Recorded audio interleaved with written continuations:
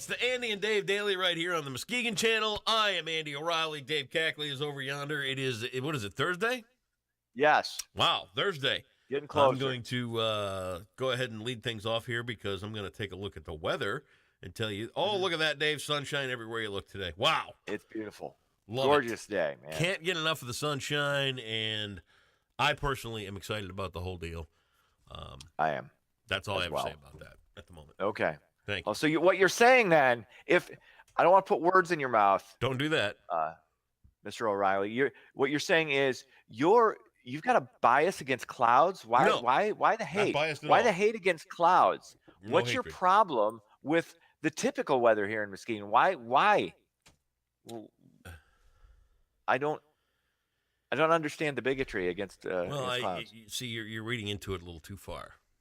I was personally I'm just saying you're. Oh, this is so amazing, and by contrast, I would say that means you. All I'm simply saying is that I thought that the majority of the population here in Muskegon could use a little extra vitamin D today. Thus, the sun coming out. So now you're judging. Was a good thing. So now you're judging. No, I see. No, not at all. What business is it of yours how much vitamin D people consume? It's not. I thought it might be a good idea. Okay. If they elect to consume it, great. If they choose to not, they can stay in their house. Oh, okay. Yeah. I see what you're saying. I hear there's quality programming on just about any television channel they can watch. Personally, I would recommend a stream to watch something. Did that last night myself. Was watching a little bit of Ken Burns' American history stuff. It was very good. Okay. That's just world me, history. Though. That's my. Why are you a nationalist? You're one of those people. I was enjoying some history. Oh, American history. Well, what about world history? What about other history? Too. What about what? You know what I really like? What? Ancient history.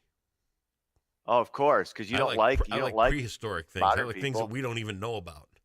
Yeah, you like things that are dead now. Great, yeah, fantastic. Yeah. Like you don't get to some work. Oh, okay, fine. Want me to do the news now, or so you can sip your coffee and pretend to listen? All right. I didn't do this story, but I did want to get your take on it because it's on the ballot in California. A proposal. It needed like 365,000 signatures. Got over 600,000. I don't think it's going to happen, but it's on the ballot to divide California into 3 separate states. Wow. I saw this yesterday. You'd have Northern California, and then basically you'd have Los Angeles and Los Angeles County, and then you'd have Southern California. Which actually, I mean, you'd have basically northern, you'd have the coastline of LA, and then you'd got the southern part, and it would be evenly divided by population. And I think it's a good idea. I just don't think there's any way in hell it's going to pass. Really? I don't think there's any chance. And you wanted my opinion on the whole thing? Go ahead. I could care less. It affects me not at all, and whatever they want to do in California, knock your socks off. Oh, cool. All right, that's interesting. Because I want to see this done like in more states. Really? I'd like to see the Dakotas divided up into like 4 Dakotas because we got 2. 4 is better than 2. I would like to see one more Virginia, make Virginia, then have East and West Virginia because it doesn't make sense to have a West Virginia and just have a regular Virginia. We need an East Virginia. And then I want to divide up like the tiny states like Massachusetts and Vermont. Like northern Vermont and southern Vermont. I want to have at the end, I want to have 108 states. Okay. That's my goal. And I just think that would make, I just think it'd be better. It'd be a better way to go about life in general in our society. Can I make a suggestion? Sure. Just from our first 4 minutes here this morning, 4 minutes and 11 seconds. Lay off the crack, son. Hey, man, I didn't have my 5-hour energy. I've been trying for a few years to figure out why you can't get out of your mom's basement. I think I might have nailed it today. It's a drug problem, isn't it? I'm not on. I'm literally on nothing. I'm not even on. Actually, it's not true. I did have a Coke Zero sugar. Where is it? See. Uh-huh. All right. Little product placement. Get to some news, would you? Okay, let's get into it. President Trump is blaming OPEC for the rise in oil prices. On Wednesday, the national average was $2.91. That's up 25% from 2017. Trump tweeted out, quote, oil prices are too high. OPEC is at it again. Not good. Exclamation point. Thank you, Donald. OPEC is the organization of petroleum exporting countries. Saudi Arabia and Russia have played a role in reversing crude prices since 2014, but you've got growing demand. You had expectations of a reduction in supply that contributed. So it's not just that, but we just adjust. They figured out that around about $3 a gallon, we get a little skeevy. So it won't rise too much above that. Yeah. And remember what I told you when gas was $5 a gallon. It never was. I told you they were softening the market to see what people would tolerate, and they got us back to about $3, and that seems to be I still never saw the $5 a gallon mark. I sent you a never picture. saw it. It was not. It was. I feel may have been doctored. Picture. You welched on the bet.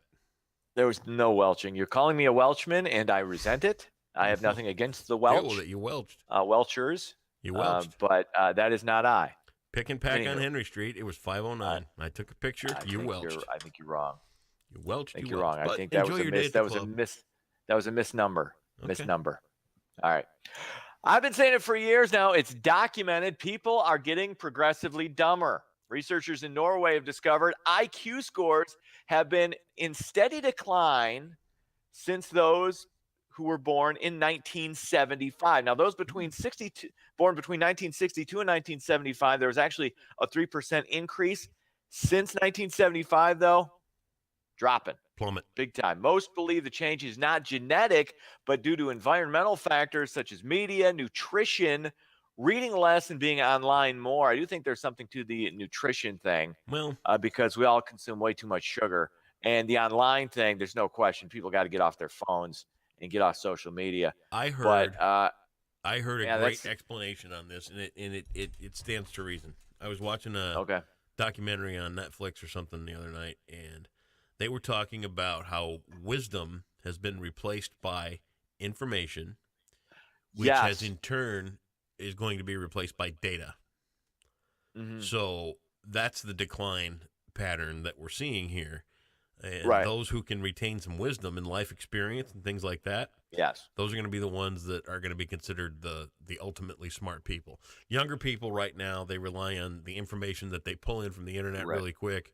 It's the practical experience that they lack and things like that. Right. And I think that's kind of hand in hand with what you're talking about here. Well, you think about it, when we were kids and you had to do any kind of report on anything, it required going to the library, required checking out books. It required a lot of physical and mental work to get the information. Right. Now it's a mouse click. Right. It's literally, it takes absolutely nothing. Maybe for you.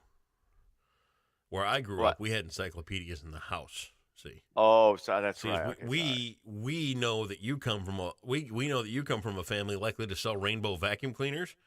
So you probably had a $3,000 vacuum in the house. We had Collier's encyclopedias. Just saying. Right. Okay.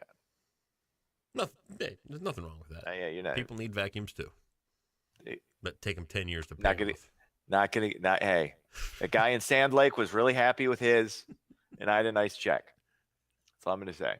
Miss Michigan 2018 will be announced in Muskegon this weekend. This year's crown will be awarded Saturday night at the Froenthal Center downtown. The title comes with a $12,000 scholarship and a spot in the Miss America competition this September in Atlantic City. It's also your last chance to see a bikini pageant, because I think they're probably going to go the way of the Miss America contest after this year.